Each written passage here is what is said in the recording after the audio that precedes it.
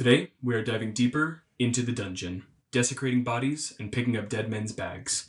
In our first venture into the roguelike and Metroidvania genres, and our first episode on an indie game, we are going to talk about the gameplay and design behind Dead Cells.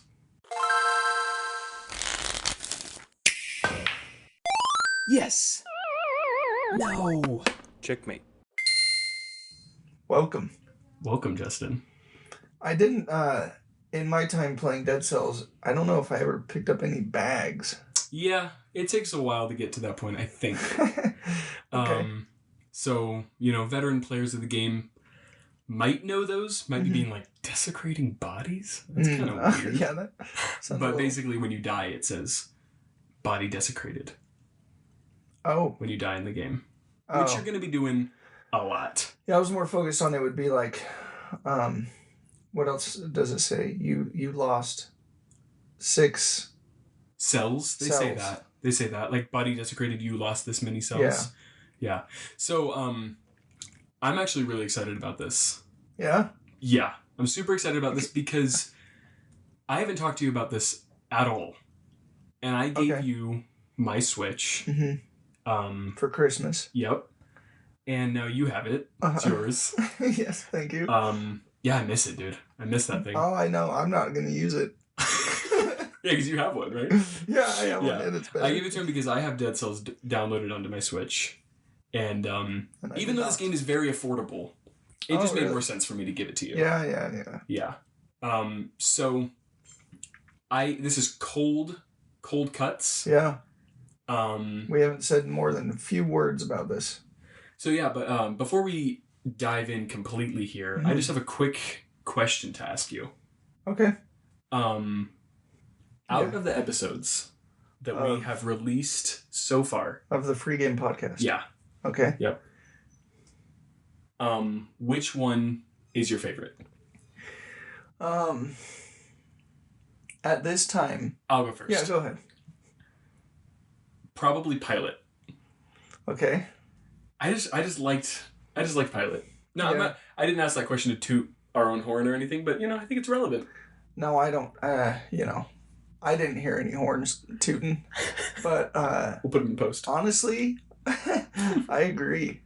Yeah. There's just something about it. It was just a random. What was it? A Wednesday? I don't know. We had gotten home. We got home from work because it was horrible weather. Yeah. Yeah. It was a Friday. It was that one Friday. And we just did it. We just did it, and it was a blast. And it was like a couple days after we had made up the idea to do the podcast. And we hardly knew anything about Pilot. Yeah. And we still don't. And that's what's so great. That's something that I'm actually really excited about for this podcast because one of our coworkers was like, I've never heard somebody say hey, let's start a project, and then they just started it fast. Yeah. Because I have problems with that. Saying hey, even with my friends, I'll be like, hey, let's hang out. And then we just don't do it. Same here, yeah. But saying let's start a podcast is one of those things where it's maybe it'll happen. Right. But we just did it because that's what we just wanted to do it. Yeah, I actually was thinking a lot today about one time we had this meeting with me and a couple of my friends. I think my brother was there. We had this business idea we were talking over, and then I never heard it mentioned again. Yeah. Yeah. And that just happens. So It was cool that we were both yeah, that's a good idea. We're actually going to do it. Yeah. One thing I also wanted to point out before we really get into it. Yeah. It's kind of a game changer episode. It is a bit. Kind of like soccer. Uh-huh. For 2 reasons. Uh-huh. Well, one, I don't know about you, but I'm going to be sipping on a drink the whole time. I'm going to be sipping on a drink too. And I don't drink alcohol. Neither do I. This is soda. Yeah. I'm drinking a Coca-Cola vanilla flavored today. Nice, dude. I am drinking a, let's see, Gold Peak Real Brewed Tea, and it is Georgia peach flavor. Oh, sounds nice. It's real good. It's pleasant. I was looking for a kombucha. They didn't have a kombucha, so I got a tea. Yeah. I'm a kombucha fan. Good substitution. Yeah. I also have a cheeky little bottle of water down here. Yeah. Because I like to drink, with whatever drink I'm having, I like to have a bottle of water. I usually do too. Because it just kind of makes me feel sick if I drink something without water. Yeah. I haven't been, the winter time is hard for water drinking. You just get so dry. And in the summer, it's easy because my body needs water. Yeah. And it's if you don't drink water. Anyway. Yeah. There's another reason why this is a Game Changer episode. Mm-hmm. It's our first video game. It's our first video game. Like real video Yes. One thing we've learned, Uh-huh. and also listeners may have assumed this, Mm-hmm. but we announced Halo Reach, Yeah. and it didn't happen, and it hasn't happened. And I kind of want to like pull the curtain back a little bit on that. Yeah, me too. Because, it's probably going to be a bit before we talk about Halo Reach. I don't think anyone's really going to be disappointed about it. Between like the 8 people that consistently listen to the show. Which, thank you if you're listening right now. Of That course. is so dope that you would do that. The idea that someone out there that we don't actually know in our personal lives. The idea that this isn't something that I just listen to because I just want to listen to something. Yeah, that's us and our crazy to me, coworkers Yeah. feel guilty if they don't. Yeah. Yeah. And I kind of feel guilty if I'm like, hey, you listen to the Right. the Stratego episode? And they're like, no. And I'm like, Kinda okay, just wait. Don't. Yeah. Just don't. Yeah, I'm don't worry stupid. about it. But it could be a while before that episode comes out because we kind of realize that's a pretty big endeavor to take on and we want to do it justice. Yeah. And so that's why we're doing a little bit of a easier game to talk about. Not that it's any worse or anything. No. But just because there's just not as much to talk about. It's definitely not a quality thing. It's just a game like Halo Reach and even Call of Duty. Those are just such huge games, and a lot of games are like that. Mm-hmm. And especially because I don't know if there's a game like that we overlap in terms of like we both could talk about it without that much of a refresher. Yeah. So it's a lot of work to get both of us up to speed on a game like that. Yeah, it's also a game changer because we have a new mic setup. That's true. Which is pretty exciting. Reasons. There's actually 4. Okay. Because I don't know if you noticed, but did you hear that intro? Oh. That was pretty cool. This is a huge episode. Yeah, this is a pretty big episode. I didn't even remember. And we have something in the works, but we're not gonna we're gonna have that for a later date. Mm-hmm. Right? Yeah. Right. Okay. So not for this episode. Yeah. But a lot of game changers these days. A lot of game changers. We're also really getting into the last episode, I think I'm gonna take it out. But in the episode before this, actually I don't know if it's the episode before this. It's the soccer episode. Okay, so you said that it was a game changer, and I made this really weird noise, and I wanted it to be like a swing, like a game changer sound, but it just sounded like I was meowing. Really? So I'm gonna take that out. So the whole thing about the game changer, or just no, like you're gonna say this is a game changer, and then I went up to the mic and I went like that, and I was like, what is that? What am I doing? Yeah.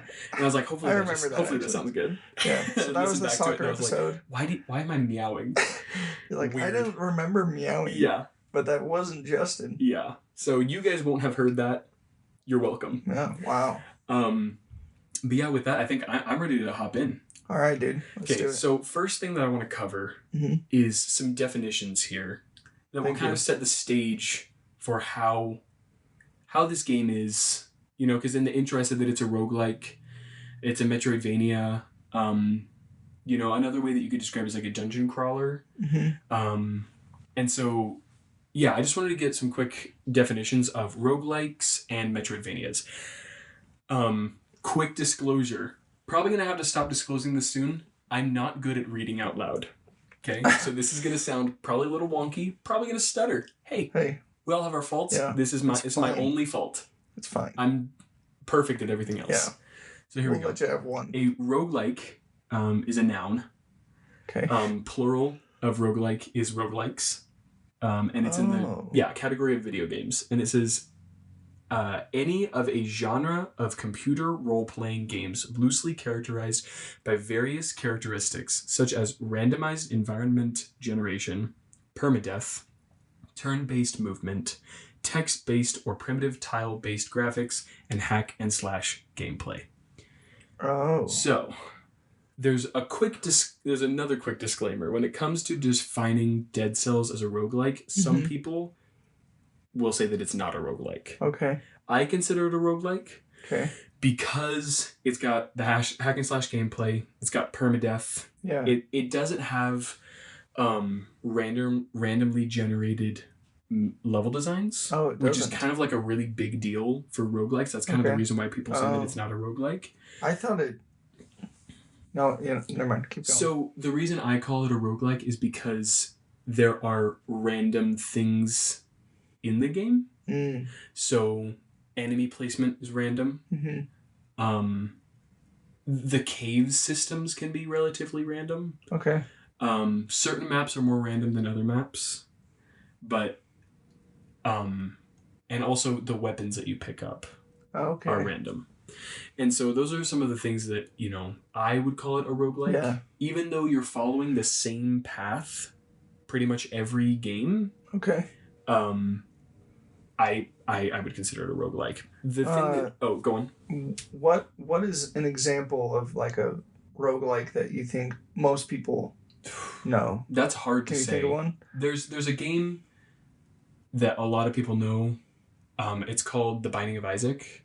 That's a pretty big roguelike. About it. Let me look up some more roguelike games, just so that, you know, just in case somebody has an idea of what... I mean, Dead Cells is on here. Enter the Gungeon, Slay the Spire. That's another game that I really want to talk about on the show. Slay and the you Spire. have it on your Switch, I love it. I went through your whole Switch. Spelunky is another game that I super want to talk about. That game's incredible. Going into FTL, caves. Faster Than Light. Hades. Hades is huge.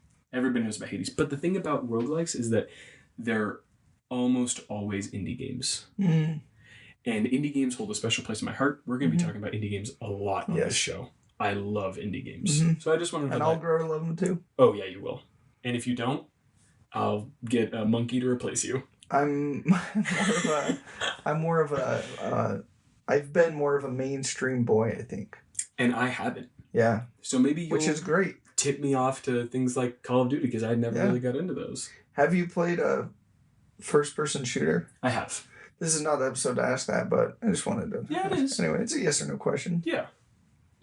I guess yes or no questions are always allowed on Dead Cells episodes. Okay. All right. So, on Dead Cells episodes. The other way that I define this game is a Metroidvania.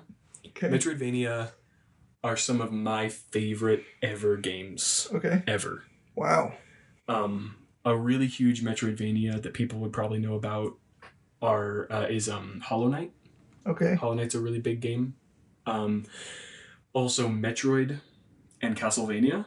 Both of them aren't Metroidvanias. They're Metroid and Castlevania games, but that's where the name Metroidvania came from. So I'll read it right now. It says, Metroidvania is a subgenre of platform video games focused on guided, non-linearity, and utility-gated exploration and progression. So I'll break that down a little bit more. Thank you. Because it's a little bit hard to follow. So when you're playing a game like Super Mario Bros., right, it's linear. You're going from one thing to the next throughout the entire game, right? A non-linear game like Metroidvanias are saying you're going to get to this point and then you're going to get stuck and you're going to have to backtrack and go to a different place to get something to then come back to open that, which then opens up another place. So you're not going along a linear path. You're going all over the place, all over this map to try and win. Okay. Right? So, and it says utility-gated exploration. So, like, you know, there's going to be times when you're walking and you don't have a double jump yet, right? And you see a platform and you're like, I can't reach that platform. And then you play the game and then 2 hours later you get your double jump and you're like, oh, I can go back to that area now and do that double jump, right? Okay. So Metroid games I hold really close to my heart. Metroid Fusion especially. I love that game.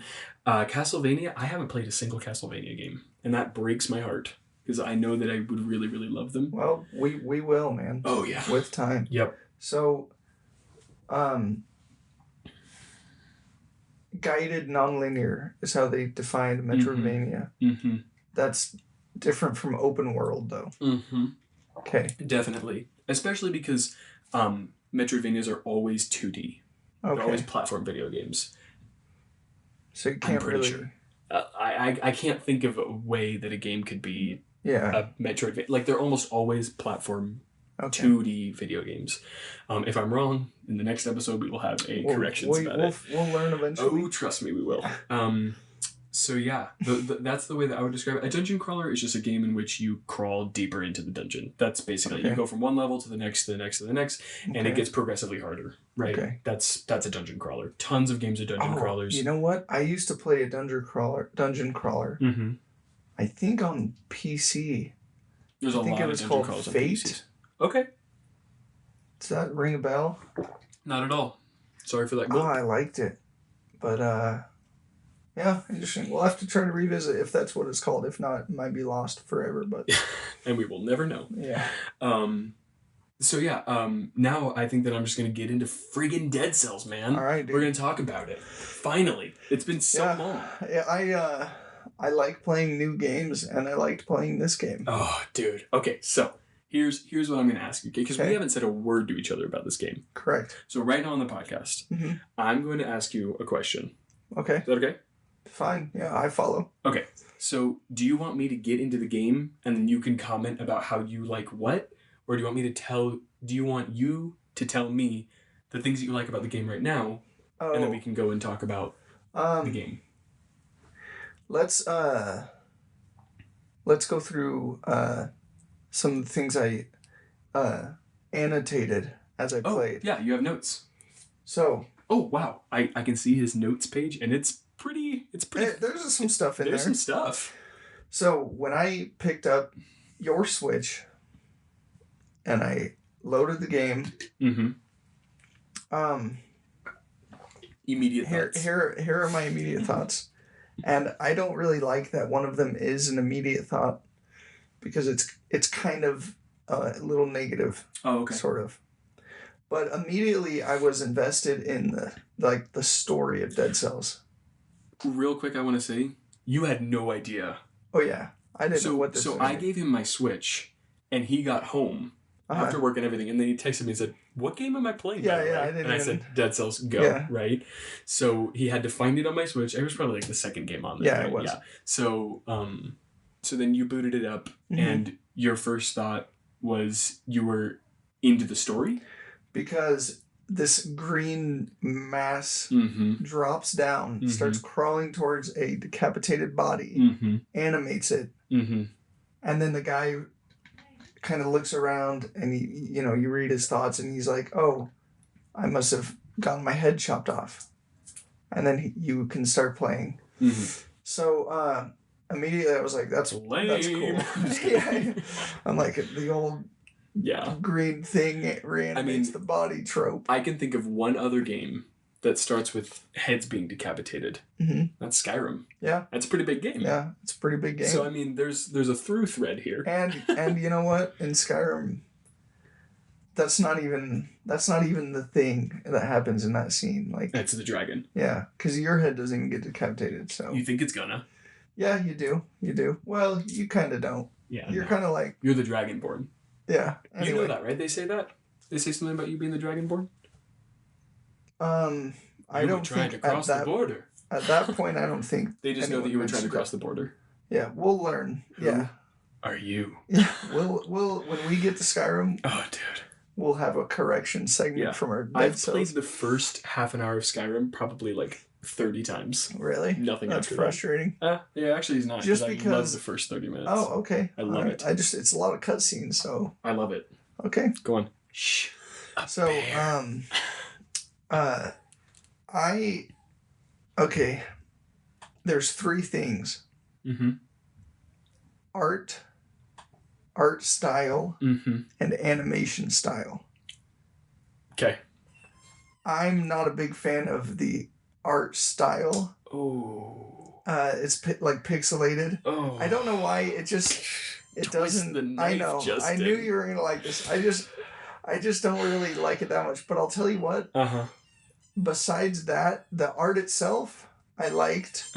And I really like the animation style. Okay. It's kind of like flowy. Yeah, it's kind of flowy, but also it's almost it's like low frame rate, sort of like it's fitting, but it's flowy. Yeah. I liked it a lot. I liked the animation, so I didn't care that much because I was like, it's cool, and I don't care that much. But I still I wanted to say that because I did have the thought. When I started playing, I enter the dungeon, right? I walk down a hall. Yep. I think I met a lady that you meet every time you reanimate. Yeah, and she's like, "You're not supposed to be here," or something like that. Yeah. And immediately I'm faced with a decision. The first decision that I faced between a rusty sword two of these three things I could keep: Exactly. a rusty sword, a wooden shield, and a beginner's bow. Yeah. I went with the sword and shield. That makes sense. Okay. Yeah, go on. Okay. The second decision I was faced, eventually, this was probably on like my second life. So there was a lot of kind of playing between then and this next note. Yep. But I was faced with a decision between a boost to my stats, and I had to pick between a boost to damage, tactical, or health. Yep. I chose health every time. Wow, okay. I think I tend to do that in games. I kind of go for like the tankiness. The pillow 40 sort of thing? Yeah. Okay. But anyway, those were the two decisions I was faced with pretty early on. Yeah. That I was like, oh, okay. And it doesn't explain much to you. No. There's no hand holding. That's really. what I love. But you don't need it because it tells you like down in the corner, it's like your sword is A. Yeah. Use A to X to hit them with your shield, that kind of stuff, which I never did. Yeah. Anyway. Yeah. But I just started going around, climbing, double jumping, fighting different types of monsters. Yep. It actually took me a while to realize what the green monsters did. Mm-hmm. Because you never got hit. Yeah, and until then you did. I did get hit and I died. Yeah. That was probably my first death, I think. Okay. But there's the green monsters that walk around and then they'll jump forward. Yeah. Like up a little and forward, and if they hit you, deals a lot of damage. So much damage. There's shield boys. Yep. Those are hard to kill. Yep. With a sword. Actually, I have a bunch of enemies written down. Oh, really? We'll talk about the enemies. Should we just... Yeah. Well, let's do it now. Shield boys. Okay, yeah. So let me go down. We'll talk about the enemies, and then we need to go back and talk about kind of... I kind of have like a flow of play sort of a thing. So the enemies that I have written down are green dudes. Okay. Bomb guys. The bomb guys are the pink dudes, and they throw a bomb at you, and those deal damage. Yeah. Archers. Yep. They're like skeleton archers. Mm-hmm. Shield dudes. Yep. Sword dudes, which you probably haven't even met the sword dudes. I fought some sword dudes. The ones that have like the big, like their hands are swords. Yeah. And they will kill you. Yeah, those things were... Then there's bats. I don't think I fought any bats. So there are bats. I saw little birdies flying around, but I didn't interact with them. Yeah. Then there's defenders. Defenders are like the little, they're like a, how do I put it? They're like a test dummy sort of a thing. Like a training dummy. Okay. And they put a shield around all the enemies around them. Oh, I didn't see that. And so that if you try and attack any of them, you won't deal any damage until you kill the defender. Which is, it's kind of like a fun mini game. Yeah. And then there's worms that when you kill them, they drop bombs that all explode. Those suck. There's scorpions that will like shoot venom at you and stuff. That's not even close to all of them. There's so many enemies in this game, and they all will kill you if you don't take it seriously. Yes. So real quick before we get like ahead of ourselves, we'll get back to your notes. I'm going to talk about kind of the flow of play. Yeah. So Dead Cells is a game where you find yourself with nothing but a dungeon ahead of you and a bunch of baddies in between you and your onward path, right? It presents you with a random set of weapons at the beginning of each run. And a run is basically until you die, right? Because you're going to die a lot. And you have to get as far as you can without dying. And if you die, your body's desecrated and you go all the way back to the beginning of the game. Every time. Okay? To do it all over again. It's action-packed. The movements feel weighty and responsive.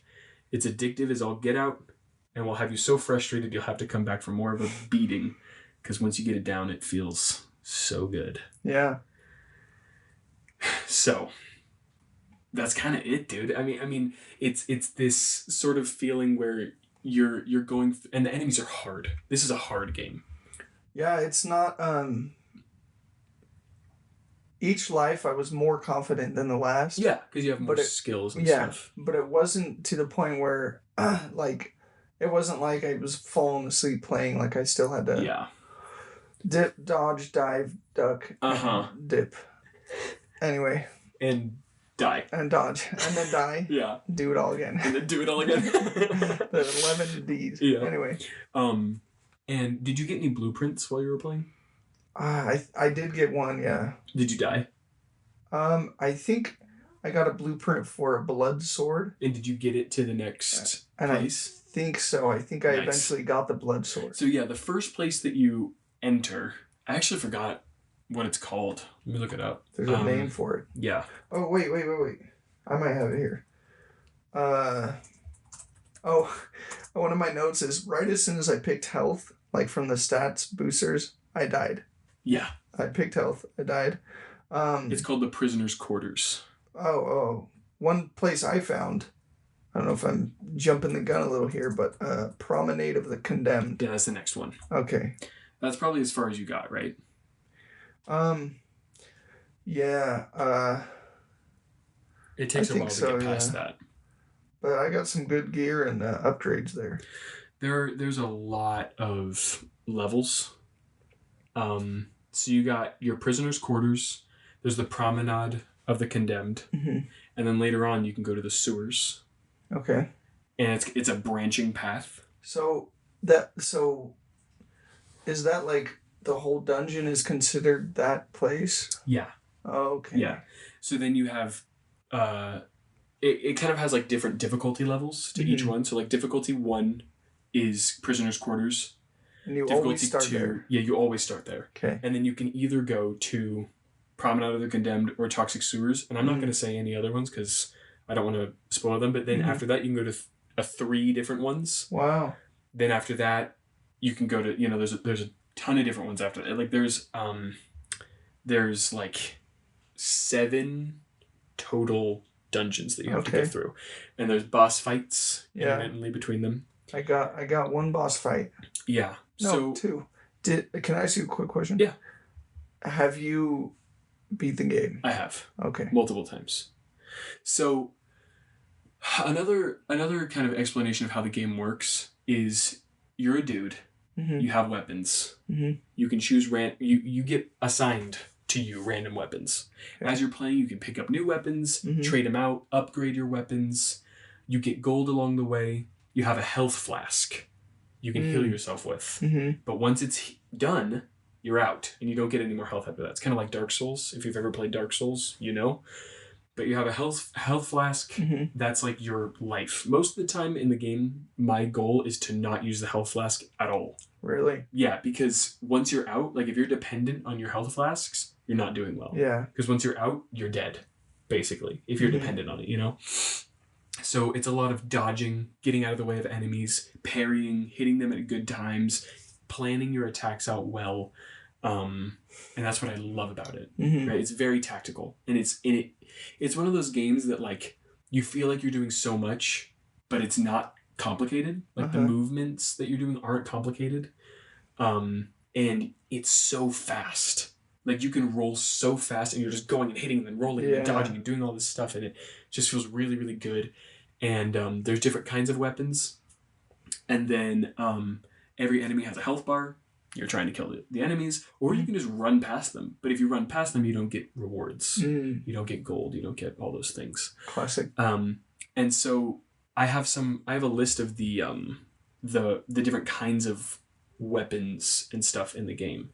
Do you have anything else that you want to say before we go there? One weapon that I picked up was throwing knives. Yeah. And I was like, yeah, I'll try them out. I didn't like them that much, but it was cool to just see another weapon type. Something that's cool about this game that I really enjoy is that some of the weapons are bad on purpose. Because sometimes you just get a bad run. Yeah. Sometimes just bad RNG. And sometimes it's really fun to use bad weapons and be like, all right, I got to figure it out, you know? Yeah, that's cool. So yeah, basically there are different kinds of weapons. Right? There's melee weapons, and within melee weapons, there's different kinds of weapons in the melee category. So there's 2-handed daggers. So you have a dagger in each hand. Oh, okay. Right? There's 1-handed swords, so really big swords that you're smashing around and stuff. There's 1-handed sword is a small sword. 2-handed swords are the ones that you're the big boys. There's a frying pan, which is really good actually. It's weird, but it's good. There's hammers. there's whips, and there's spears. Whips, huh? Yeah, and they all Wow. kind of do different things. Like the whips, when you attack an enemy, it brings it closer to you. Okay. Interesting. Which can be good because you can kind of like pull it close to you and then dodge through them to get to the other side of them to attack them, right? Because it's a 2D platformer, so the enemy is here and you're going to dodge to the other side of it because you can dodge through enemies. That's super important. Okay. So yeah, there's different tactics for like each sort of thing, right? Then there's projectiles. So there's melee, then there's projectiles, which is like bows, crossbows, throwing daggers, right? Bows, obviously, there's different kinds of bows. There's bows that are really powerful and you have 3 shots. There's bows. Yeah, I came across one of them. I didn't. There's bows that I love bows. I always choose bows over shield. Always, every time. Wow. And I guess I should have done that because I never used the shield. Yeah. And if you're not using it, why have it, right?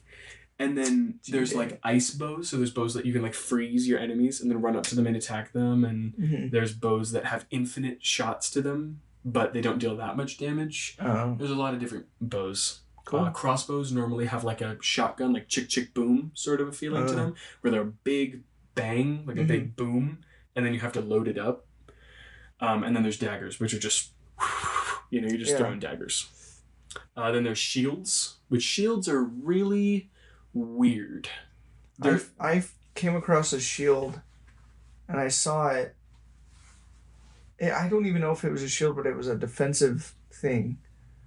And I didn't mean to pick it up. Like, I was like, I'll just keep my shield. But then later I was like, I grabbed that thing. Oh, accidentally. But I never learned how to even use it. So shields... It was like a nutcracker or something. Yeah, I think I know what you're talking about. Maybe. So the nutcracker is a hammer. It's a weapon in the game. Oh. Maybe whatever. So shields, they have this thing called parry. Which is when you take your shield and you kind of like thrust it out in front of you. And if you do that right as an enemy is attacking you, you parry it, and then they're stunned and you can kill them. Some people are really good with them. I'm not. It's really hard to get it down, but once you get it down, it's really good. And there's shields that like every time you parry, you gain life. It's really good. My shield did get that upgrade, I think. Yeah, it's good. Yeah, it's hard. You can also just like bash your enemies with your shield. I just like using bows better. Just a shield. I'm just better with the bow. Oh, sorry. In most games, I think I do pick. So, kind of across a lot of genres of games, I'm more of a defensive, like non-aggressive. I pick ranged weapons. I pick health. Yeah. But in this game, I mean, I did pick health, but I was like, I'm just going to have my sword because that's simple. Anyway, kind of interesting. But I went kind of aggressive. Okay, cool. Well, that's good, I guess. Okay. This game, you kind of need to be aggressive because the enemies aren't going to just be like I attacked you. Oh, no, now you're just waiting. What am I supposed to do? They're going to keep attacking you. And then the last weapon is spells.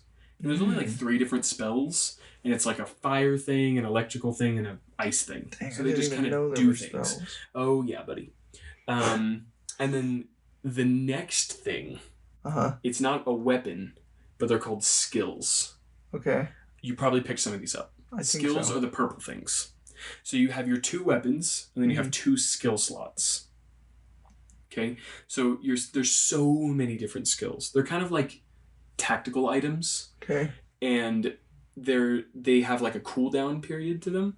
So there's grenades. Okay. So you just drop them and they blow up and they kill things. There's saws, which is like you drop on the ground, it becomes like the saw pit that if enemies land on it, it just does damage constantly. There's like turrets. There's a war owl. That one's pretty sick. Wow. There's a bear trap. So you can put it down and then the enemy gets caught in it. Oh. That one's really good. Bear trap for enemies. No, not for bears. Not bears. I was like, I didn't even, like just in case there's a bear. I didn't see even evidence of a bear. Yeah, no bear droppings around here. Not in the prisoners' quarters.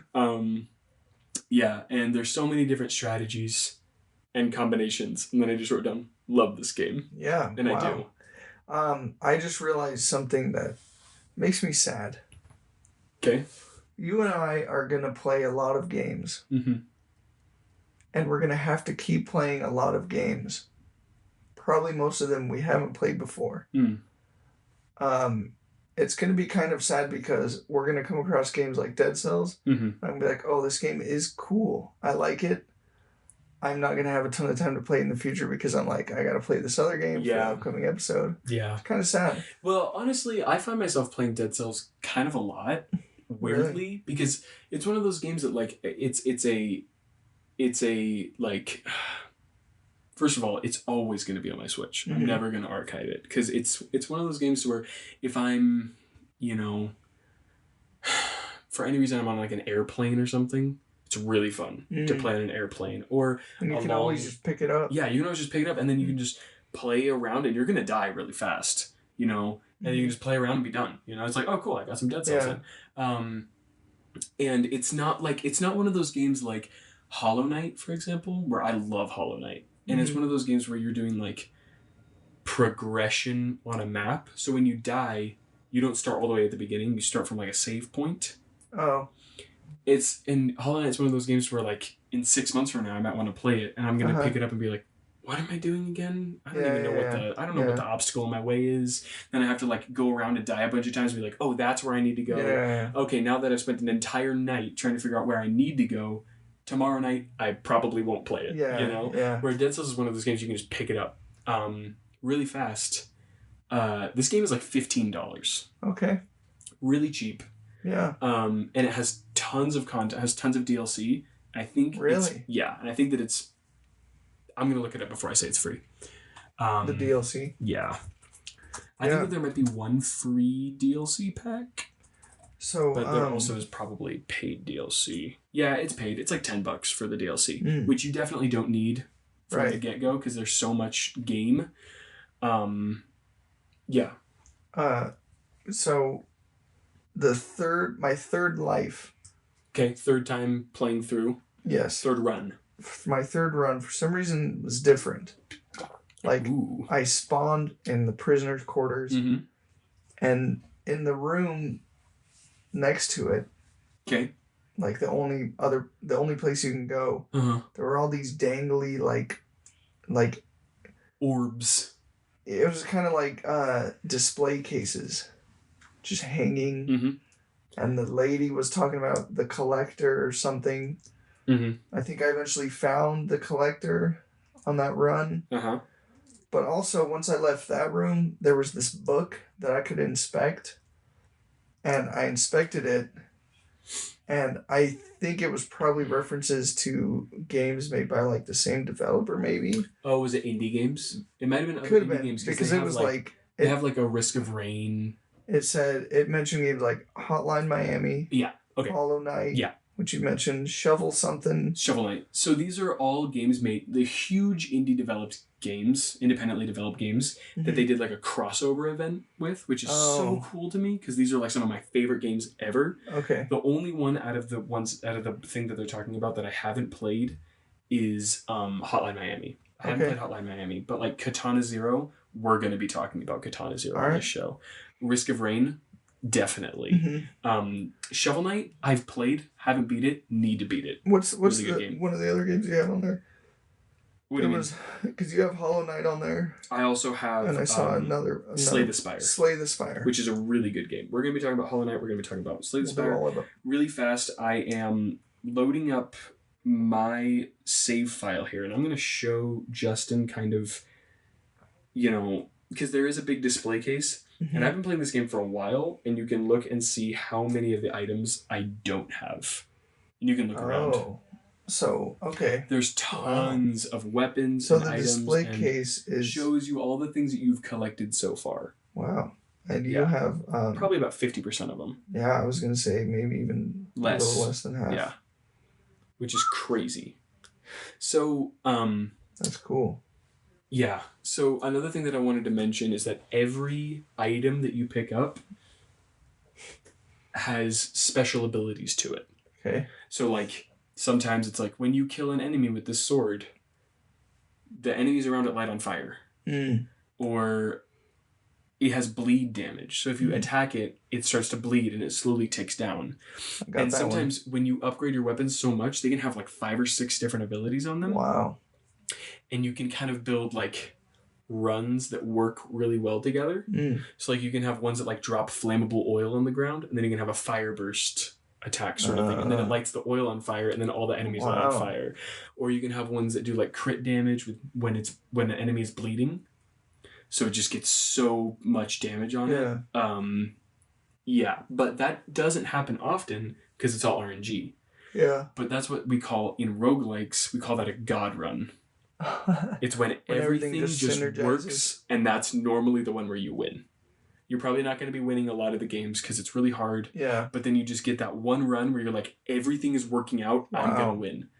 And that's how I remember there are, like I said, there are 8 levels in this game. I probably had gotten up to like the 4th level consistently and died.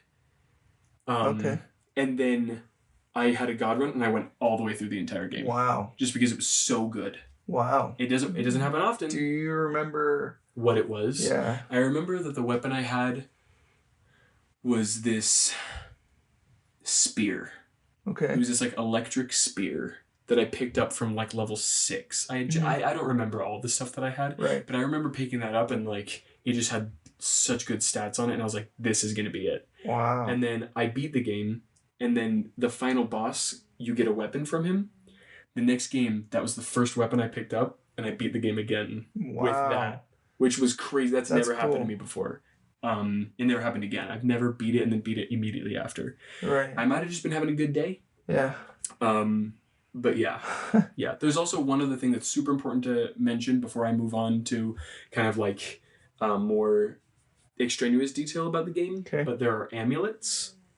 Oh. And so those are things that you pick up. I did find an amulet. Yeah, those are things that you pick up that are not weapons and they're not skills, but they just give you extra abilities. So sometimes it's like when you do a ground slam, you freeze the enemies around you, or you have an extra jump in the air, or just things like that. Like when you dash, you drop a grenade, things like that. And those can be really good.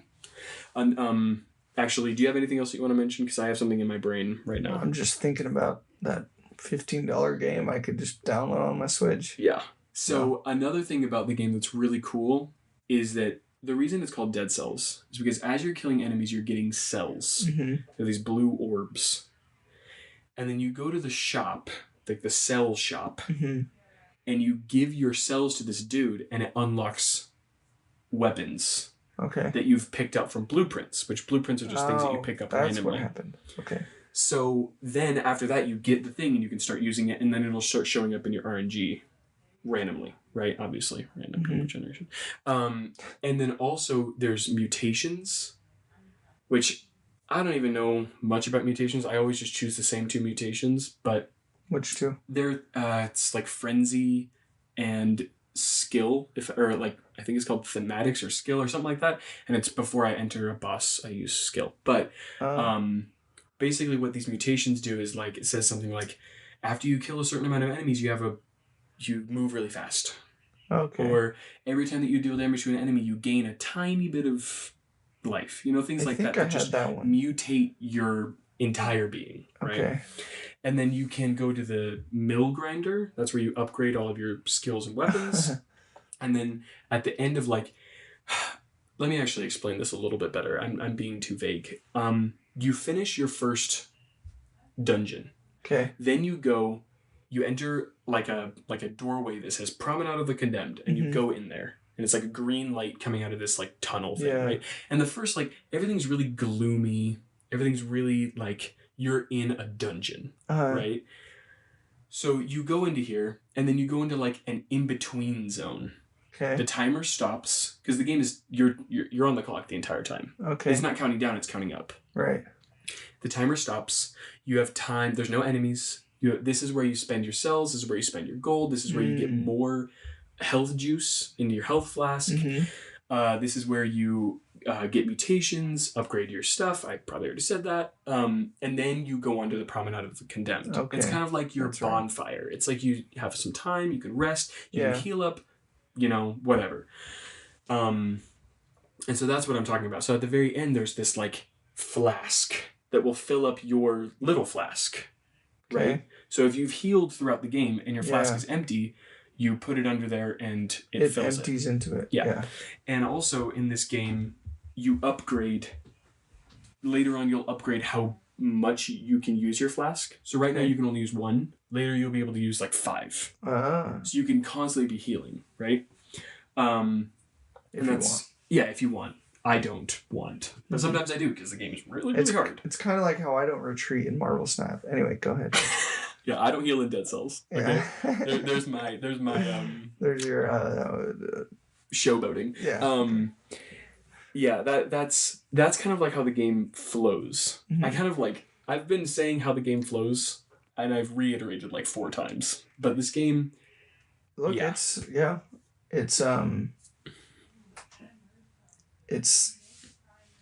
it's kind of straightforward, but there's so much in there. yeah. But like So- it's one of those games to where like you might not have been able to explain that to me in that many words. Mhm. You probably got it. You were like, oh, this is what I do now. Oh, and then I do this, and then Yeah. I move on, right? Yeah, and there were some things that like, oh, I didn't know about that, but Yeah. but it's not a surprise to me that I didn't come across everything Yeah. in my hour of playing Yeah. or whatever, for Yeah. my 3 runs. And there's a lot of times, like, where you'll get to the end of the Promenade of Condemned, or the end of what you can reach, right? Mhm. And you're like, oh, there's this green thing. What do I do here? I don't know what to do. And then you have to go back and figure out what to do, kill the right guy to get the key. Then you take that key to the place, and then it unlocks a thing that then you can go and actually progress, Okay. right? That's really fun. Or like, there will be runes all over the place. Mhm. It's like, I don't know what to do with this rune. Later on, you'll get things that then work with the runes. So you can like ground pound, and then like the floor breaks open, right? But you have to Oh. do another thing first. Okay. And there's right also now- like switches and pressure plates and stuff like Mhm. that to open doors. Yeah, and sometimes it's like locked on one side, so you need to go through and fight all the guys Oh. to then unlock the other side, things like that. Yeah, there's all these like little sort of mini games throughout the game, and I love that. Yeah, I love having that fun. sort of stuff. So yeah, anything else that you had to say before we go into kind of like the closing? Not really the closing, but I don't think so, man. I mean, I had fun, and talking about it makes me want to play again. yeah. It's available. Let me check its availability. I'm pretty sure it's available on Xbox, Steam, Switch, and PS4. I Wow. think. Yeah. Dead Cells availability. All 9 yards, huh? Dead Cells. Where can I play Dead Cells? Let me check. Yeah, everywhere. Okay. Everywhere. So the last things that I wanted to talk about with this game are the art design, Okay. the level design, Okay. and the sound design. Okay. Oh yeah, I do want to talk about the sound design. Yeah. So, the art design, depending on the level, it's very thematic. Okay. Some levels are bright and, like the colors, the contrast is really high. Some of them are just doom and gloom, Yeah. nasty. It's pixelated. I think it's gorgeous. I love pixelated art. Okay. Sorry. No problem. It's also heavily stylized. And that's what I love the style of it. Oh right? yeah. And the enemies have a very particular style to them. Each one of them is so recognizable from the others. That's Yeah. what I love, or that's something that I love. And that's important because you have a different strategy against each Yeah. dude. Right? Yeah, that is true. There's never a question of what enemy is around the corner. Yeah, kind of thing. exactly. Like, like in Halo Reach, right? There's a lot of times when I'm looking at my scope and I'm like, is that a grunt or is that a whatever? Well, whatever it is, I know I need to shoot it. So I'll Yeah. just shoot it, right? But in this game, it's like, you have to think like, oh, if I didn't see that he had a shield. It's like, no, he has a shield and you need to Yeah. get behind him because he will charge at you. Yeah. Things like that. And it hurts. It hurts a lot. They deal a lot of damage. This is one of those games it's not forgiving. And it's one of those games that's like not, how can I make it so that when they hit me, it deals less damage? It's don't get hit. Yeah. Because if you get hit, you're going to die, right? I love those sorts of games. I know that a lot of Yeah. people don't. This isn't really a kid-friendly game, I'll be honest. Unless your kid's like a freaking MLG gamer pro. I mean, kids are pretty good at video games nowadays. When I was a kid, I would have hated this game. There's nothing adult about it. It's just hard. Yeah. Yeah, it's just hard. Yeah. Um, Did you say when you were a kid you would have hated it? Yeah. Really? Because I didn't like hard games. I didn't like games. I probably didn't like it. I probably wouldn't have liked it either. So my brother played Prototype growing up. I don't know if you've ever heard of Prototype. So it's this game where you're like this guy, this tough and gruff guy. Right. And you are a like government experiment, like a military weapon basically. Like and they just give you a bunch like a prototype. Yeah, you're a prototype. Okay, you're basically you're basically Deadpool. Okay. So you just have all these powers, right? And you gain more powers as the game goes along. But there's two different ways that you can play the game. Okay? There's like open world mode. Okay. And then there's like the story mode. Right? Interesting. And I remember my brother played through the whole story mode. Because it was too scary for me because I actually had to kill people. Yeah. And like they wanted to kill me and that's hard. And I'm scared and I would just run away every time. My brother would be like, dude, kill the dudes, right? Yeah. So you'd watch your brother play. I'd watch my brother play. And then when he was in the bathroom or whatever, I would go to the open world mode and it was just Manhattan. The map was just Manhattan. But you could run up buildings. Okay. So you could just run around and jump and do all this stuff. It was basic. You just play around, dude. That's what I loved doing. I didn't even like playing Mario Bros. Because I was like, I die and I lose. And then your brother would come back and that's why I used because he was really mean. Yeah. No, he was a sweetheart. But he was so patient with me. Anyway, that's probably why I liked Pokemon so much growing up because it's brain dead easy. Yeah. And that's probably why I hate it now. Okay, I don't hate Pokemon now, but I don't like the new games. Anyway, well, that makes sense. Back to the game. Yeah, it does. Back to the game. So that's kind of like the art design.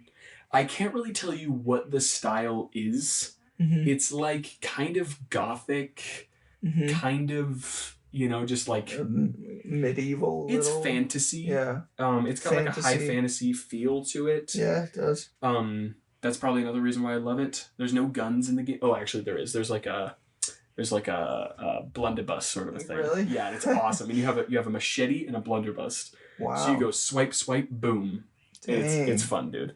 I just found that one recently. Really? Yeah, super recently. Wow. So then the level design, there's so many different branching paths when it comes to the levels. At first, it's going to feel really linear. And then as you go on, you're like, I've never been here before. How did I never come here before? Yeah. And then you die because you don't know what the enemies are. And then you're like, how do I get back there? Yeah. And you find it like 2 runs later and you're like, okay, cool. And there's so many, the themes, the thematics between the levels is so rich.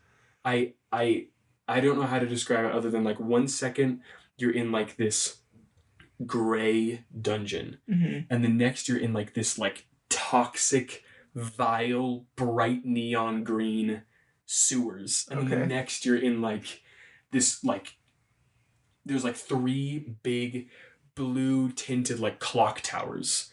And instead of going along like a linear path, you have to go up 1 clock tower and then back down and then up the next one, back down. And then you have to fight the clock master. And it's like this whole thing. So there's so many rich themes between them. That's crazy cool. Yeah. And the flow. I don't know if you noticed, the better you get at the game, the better the flow is. Okay. Because you obviously can run, you can jump, you can double jump, which makes things super awesome. You can jump, you can kind of like wall dash. I don't know if you can wall dash yet. I don't think I did. Okay, no. So later on you can wall dash, you can slam down through like platforms. So you're kind of doing this thing where you're playing through the game and there are kind of like these teleport checkpoints. And so you're playing through the game and you're going up this one level, you're going up like this one area, and it's taking you like 10 seconds to get up there because you're going so friggin' fast and you're killing enemies along the way. And you're like, oh, dead end. You go back down to the teleportation point and then you can go to another whatever other teleportation point you've been to. So you can kind of make these checkpoints along the way. Yeah. And I jumped around a little. Yeah, and there's a mini map so you can see where you've been, and it's just, the flow is just incredible. That's something that I love about the game. Yeah. There's no clunk with the game. It's true. It's very not smooth. Nothing about it is kludgy. You know what? I didn't come across anything cluey, so I Nice. can't disagree with you there. So the next thing I want to talk about is the sound design, Okay. which, you know, I was kind of writing this outline, and I just wrote down like art design, level design. Heck, we'll do sound design, Yeah. right? And I listened to the sound like track and kind of like, you know, because the weapons make incredible noises. The Foley done on this was so good. I'm really impressed with the sound team. What I thought about it was because I really like the sounds too, and I was like, these sounds are great, and also I didn't think they were overbearing. No, at all. No, not at all. Because like, you know, a game like Call of Duty, it can kind of get a lot. Yeah, definitely. But I mean, war can kind of be a lot, I think. Yeah. Just war in general. Probably a lot of sounds you don't want to hear. Yeah, a lot worse than Call of Duty, I'll say that. Yeah, but yeah, like the enemies, they don't talk or anything, but they kind of go like, and then they attack you. You know, and I kind of like that. It's not super menacing. It's cute. Yeah, it's cute. When this disgusting green zombie starts attacking you. So, League of Legends. We were laughing. This was a long time ago, but we were playing, and my friend's wife like came into his room. We were on the mic, right? Mm-hmm. And she made a comment about how she hates when he plays League of Legends just because of all the clicking. Yeah. And that's not even saying anything but that's about the hilarious. game. Yeah. Because it's just constant clicking. Yeah. And also when we play TFT, which is like it's like a League of Legends made by the same people, same character. Anyway. Isn't different who makes League of Legends? Blizzard? Blizzard, I think. Okay. Anyway, when we play together, me and my friends, for some reason, I have all of the sounds down except for voices. And so when I like get a new champion, the mic picks it up and the champion says their thing. They're like, "Oh, I've never," whatever they say, and it's so loud, and it's loud in their ears. Yeah, it's surprising because nothing else is happening. Yeah, and then it's just like and they're like, "Oh, there's Brand." Yeah, Anyway, never take me under fire. You're just like, okay, cool. It's kind of like in Breath of the Wild. You don't know this, but the people listening definitely will if they've ever played it. If you haven't played it, dude, go ahead. Go ahead and play it. Just like me. But there's like you're walking on these like serene landscapes, and then whenever you have one of I don't know how to put it without spoiling anything, but you just have these things, okay? And they're like abilities, and they have a cooldown period. But whenever they like complete, there's like this little booshing.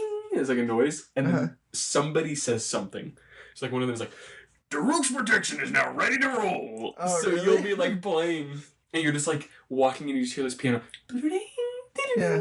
And you hear like these such nice sounds. There's Daruk's protection. Or Mifa's grace is now ready. And you're just like, dude, it's so loud. Rivali's gale. You're just like, oh my gosh. Contrast. Yeah. That's hilarious. So, the thing that I really wanted to talk about when it comes to the sound design is the music. The music in this game is so good. Should we play some of it? Sure, yeah. I don't know if you still have your Switch out, but... Oh, I bet my phone is going to sound better. Oh, okay. Let me just look By the way, I looked it up. I think it's $25. Is it? Dead Cells.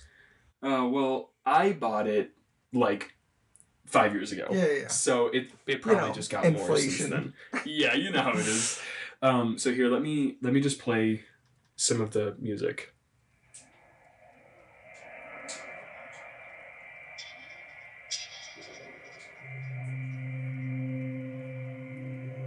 So eerie. Yeah.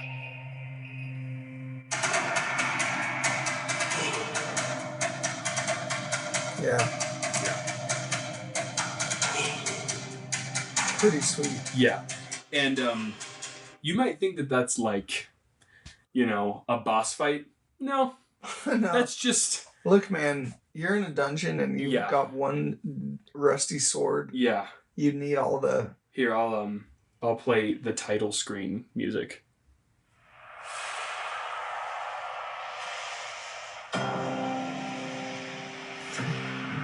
So good. Yeah.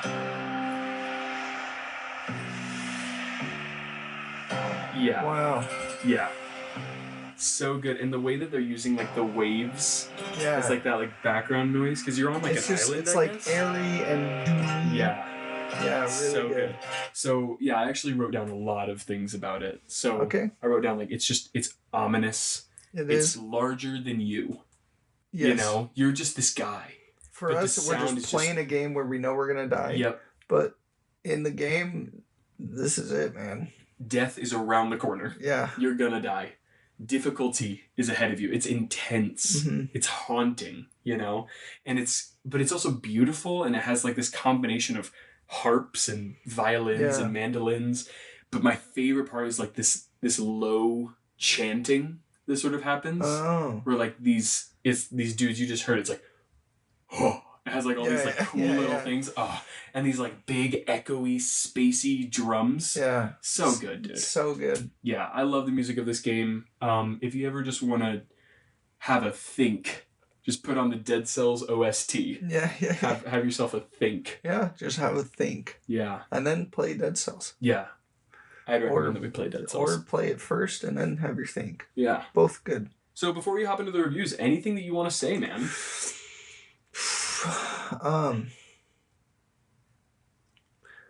I will say, next time I borrow your Switch to play a game on there, probably gonna hit the Dead Cells again, or just get it myself. I mean, 25 is a bit more than 15. Yeah, but it's worth it, dude. It's a good game. And if somebody's like, hey, it's never been worth $15, I'm sorry. I tried. Yeah. I shut it. I have bought some really, really good $15 games before. I'm pretty sure. I don't want to say anything. I don't want to say anything before somebody's like, yeah, that one's bad too. All right. Well, with that, I'm going to hop into the reviews. Oh, I'm so excited. So we know how this works, right? I'm going to read you a review. I get to guess. Yeah. And this time it's out of 10. Out of 10 stars? Yeah. Yeah, like 10 out of 10 swords. Well, I mean, they're just like circles. It's just like a rank, I guess. Okay. Out of 10 stars. All right. Okay.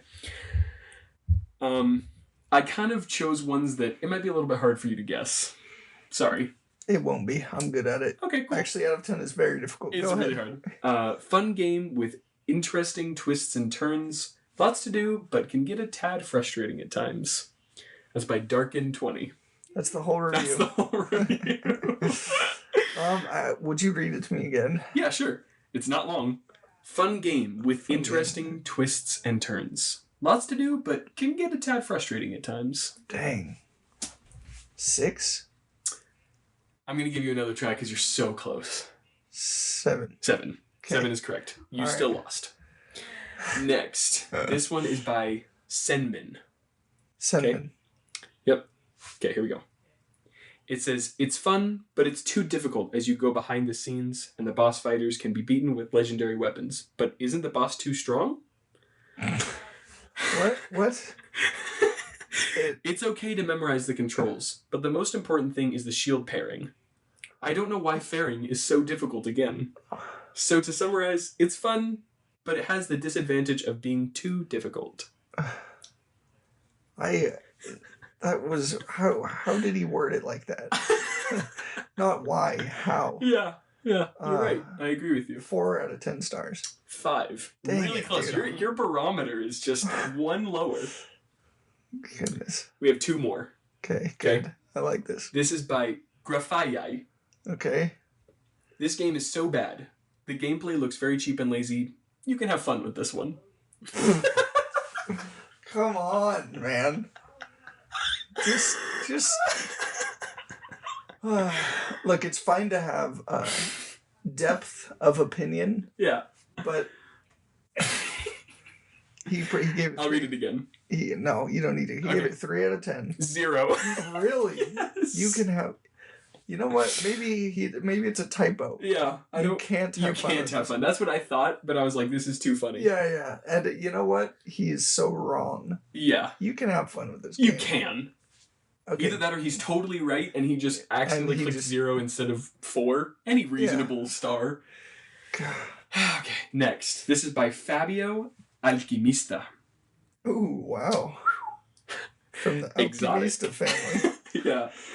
Tough, fun, and addictive. If you love to put 100% of yourself in a game, here you are. I've played almost all the best Switch games, and this is by far the best single-player one. Just remember to eat while you're playing. It's like a game from the past where your fingers got fired with the present, where everything is smooth, and it's still so difficult but rewarding. A must-have. Wow. I chose this one because I mirror what he's saying a lot. He said, remember to eat while you're playing. Yeah. And I was like, I don't think my character ever had like a hunger meter or anything. No, he's saying, yeah, I know. Remember, like, hey, remember you have human necessities because you're going to be playing it so much. Yeah. I mean, 9? 10. 10. I'm always just one under. Yep. Can I see that review, actually, now that I've guessed? It's the middle one. Fabio Alchemista. Because there was something else. Oh, I played almost all the best Switch games. Yeah. Okay. When I heard that, I was like, is that the company that made it? I don't know. Oh, no. But I guess it's on the list of best Switch games. Yeah. Which, maybe it deserves to be there. Yeah. All right. So, now it's time for us to write a review. Yeah. I don't know where I'm going to leave this review, Mm-hmm. because with video games, there's no BoardGameGeek.com. Mm-hmm. Unless you just give me 1 second, I can maybe find some place to put a review. Yeah. Yeah. Yeah, I wonder if there's like a roguelike or dungeon crawler website where reviews are collected. If not, there should be. And maybe Free Game Podcast will make one. Okay, I found a place. I'm going to put it on Metacritic. Okay. Makes sense. Let's talk about Metacritic really fast. There are 86 positive reviews. Oh, not even close. There are 343 positive reviews Of Dead Cells. of Dead Cells. There are 47 mixed reviews and Okay. 33 negative reviews. Wow. Yeah. Pretty good spread. So I have to create an account. So I will do that later. Okay. For right now, I'm just going to put it in my Google Doc. But so everyone knows, Metacritic will soon have a Free Game Podcast review of Dead Cells. Actually, I'm going to do it on my phone because then you won't hear that. Which I'm sure nobody wants to hear. Yes.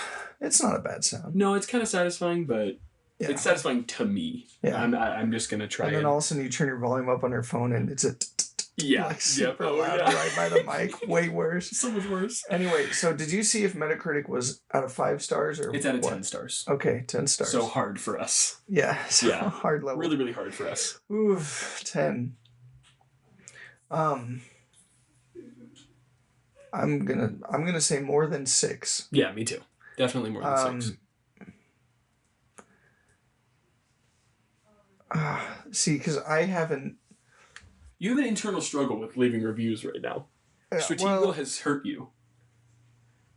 Yeah, yes, it has. It has. You're right. And also, I haven't played that much of this game. Correct. But from talking about it today, I want to play more. Yeah. And it's definitely better than obviously it's better than I realized. I mean, there's really no way that you could have realized its full potential by playing it for a little bit.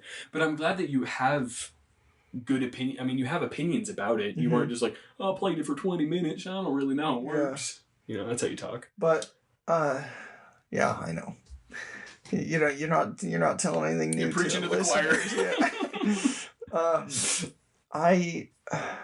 I didn't. I mean, I could have played it for less and probably still have the same opinions because you just get thrown right in.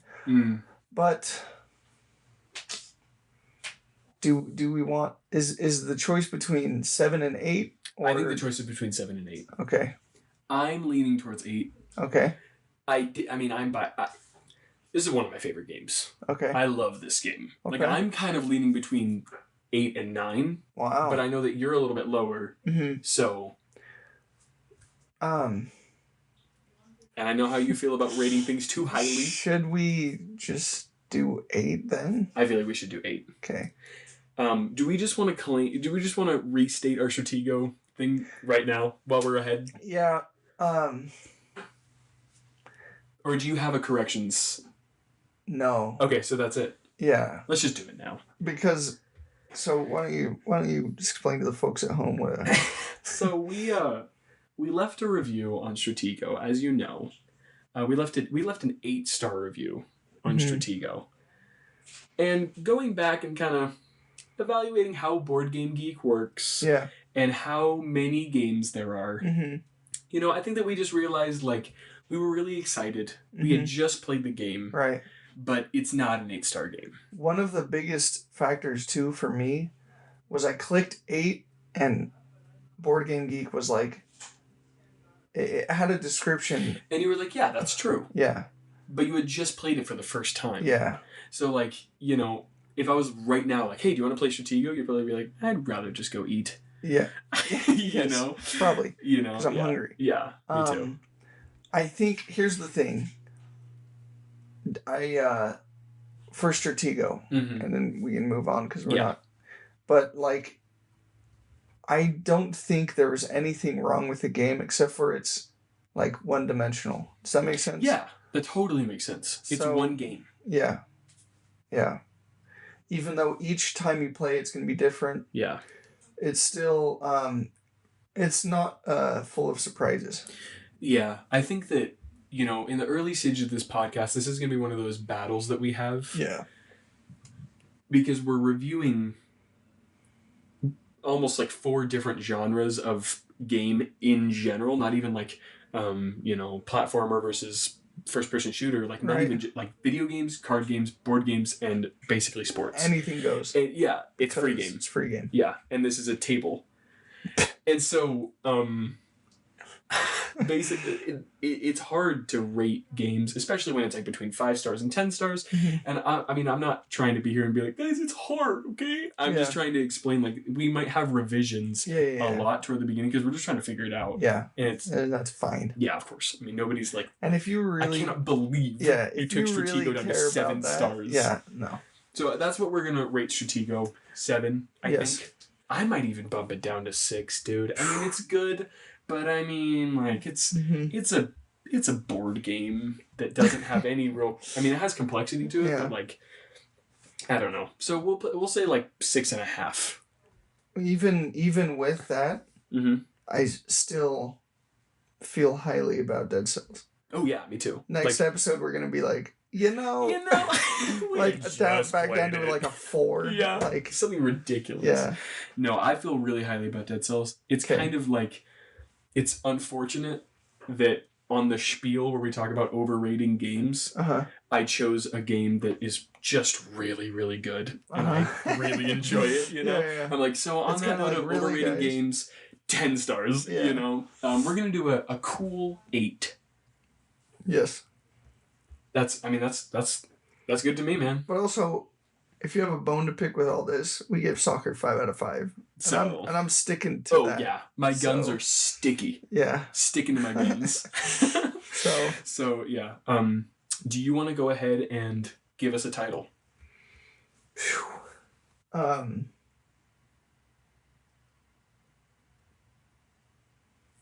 Thinking sounds. From nothing to everything. Okay. And we can workshop Why? That. I just like the idea of you're literally a dead body. Yeah. And you were a prisoner. Yeah. And you're in a dungeon. And for some reason, some green goop is just in you. I was about to ask if it ever explains that. I don't want to know, actually, to answer that. What I will answer is, I don't know. All right. I don't know what the green goop is. Okay. You do find green goop throughout the dungeons, too. You can find it and kick it or something. Also, I need to explain, the character design is so good.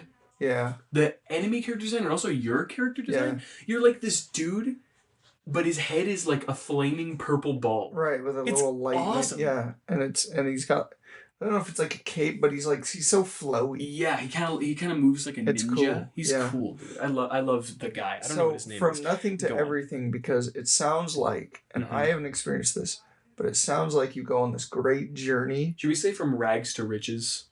That's kind of the sentiment I was going for. Or do you want to say from nothing to everything? Because that kind of sounds like this game goes from nothing to everything. Is that bad? No. Look, this okay. you're the resident Dead Cells expert, so Okay. I mean, out of us two. That's true. That's true. You sure Valjean doesn't? Oh, dude. I don't know, man. Sure didn't crack out a couple. Last night we went to bed and he just You woke up and it was like the game is won. Yeah, like, snuck over to your Switch, Yeah. turned it on, and Yeah. that'd be hilarious. Yeah. And He's impossible. Like, time to get on the grind. Okay, so I always have a hard time starting reviews. Okay. But I'm going to start this review. Okay. I don't know how I'm going to do it yet, but let's go. All right. Dead Cells is more than a game. Can I say that? If you feel that way, No, then I don't. by all means. I'm just here. I'm actually going to go back to my sort of my outline because I think that actually had a pretty good flow of how these things worked. It did. Flow is a word we've used a lot today. Dungeon crawler. Dungeon crawlers? Mm-hmm. Question mark. Roguelikes. Metroidvanias. Roguelikes like. Metroidvanias. More like Dead Cells. Okay. If you like action-packed, gloom vanquishing. That's a verb. Like with a hyphen in the middle of it? Uh-huh. Okay. Gloom vanquishing. Mm-hmm. Top that. Yeah, seriously. You're looking at me like, what do I say? If you like, what was the thing you said, the lame thing? If you like action-packed, comma, gloom vanquishing, fun gameplay. yeah. Fun gameplay. You are guaranteed to maybe like this game. That's depending on a couple factors. Depending on, your opinions and stuff. Yeah. Factors. Number 1, your personal taste. Yep, that's a big one. Number 2, whether or not you like dungeon crawlers, crawlers, Metroidvanias, roguelikes, or Metroidvanias. So the same thing as the other one, but who cares? Number 3, your personal tastes. What was number 1 again? Your personal taste. Okay, let's do your personal opinions. Your personal opinions. If you buy Dead Cells and can't be sure you like it based on these 3, I don't know what to tell you. Yeah. This is very cut and dry. Yeah. Top that. So, with no hand-holdiness, you can enter a beautiful world. Amen, brother. Where the odds are against you and all you know to do is fight for your life. Wow. And get the heck out of there. Get the heck out of there. Outa. Oh, outa? Yeah. Out of there. This game will kill you over and over and over, and you will like it. Yeah. The gameplay is challenging, but not without feeling impossible. Yeah. Good. With every death, you will feel more equipped to jump back in. Nice. With plenty of content to support the Adventure. You can play this game for many an hour. Okay. Should we tie it up with one last sentence? Yeah. There's nothing kloogy about this game. There's nothing. I'm going to put that in caps. Thank you. Nothing. Kloogy about this game. Kloogy about dot, this dot, game. Exclamation point. Dot, dot, dot, exclamation point. Should we put like hyphen? What was her name? Mackenzie? Susie McDonald. Should we put that? No. No. She didn't write this. She didn't write this. No. Plus, this is not courtesy of influenza.com. Yeah. We went into much more detail about this game on our podcast. Free game. Free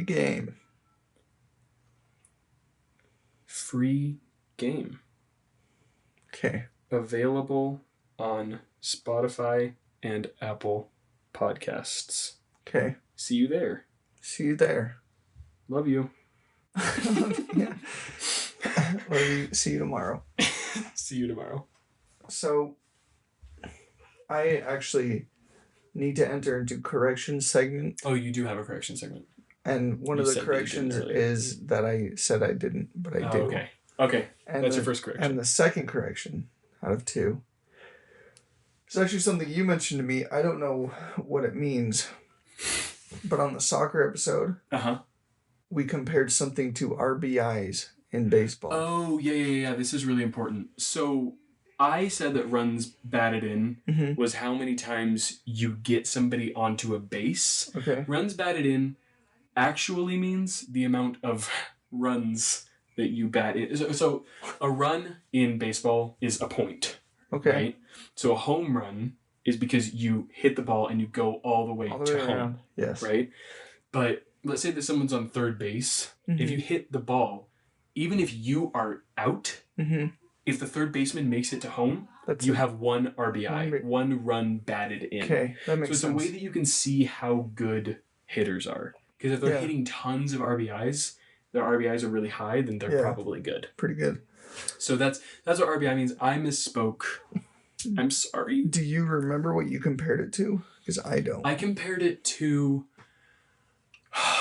It was something about like when you kick a goal and like if it weren't to be blocked by the goalie, it would have gone shots in. on goal. Shots on goal. Kind of that's thing. What I... Maybe we were... Is that even a thing in soccer? It is, right? Yeah. I know it is in hockey. But it's not actually like shots on goal. Because shots on goal is they didn't do anything. And I thought that that's what RBIs were. But then later I was thinking about it and I was like, that's not what an RBI is. So that's the correction. Yeah, that's the correction. But understood now. Is that the only correction? Yeah. Okay. Yes. Cool. So you had two corrections. Yep. Quality. One of them was very meta. Yeah. So that's it for corrections. All right. Well then, are we ready to round it off? I think so, dude. All right. Well, before we leave, I just wanted to, mention something that I found out today. It's pretty heavy, and it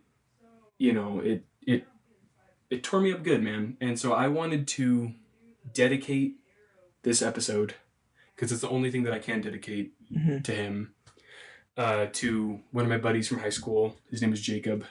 He was a really good dude, and he recently, I just found out today that he passed. And he was a couple years younger than me, and this ages me a bit, but he was 20 when he passed.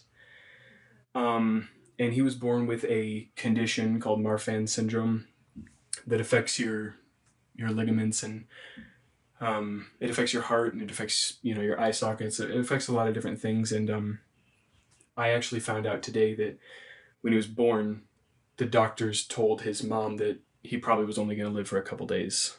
Oh. So it's actually a huge blessing that he lived as long as he did. And he rocked, dude. Both in the physical way, because he played guitar and he shredded. That's cool. He was awesome. Yeah. We were in a band together, and he also just rocked because he just did it. He wasn't afraid to just go after things. And so You learned this at work. We were working together today, Yeah. and we kind of talked about it.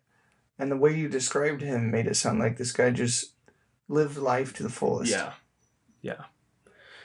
So I just wanted to, I didn't know how to do an episode of the podcast and, just not talk about it. Right. So I just want to say rest in peace. Gonna miss you, dude. I feel bad that I didn't reach out more, but I can't do that to myself. And yeah, Godspeed.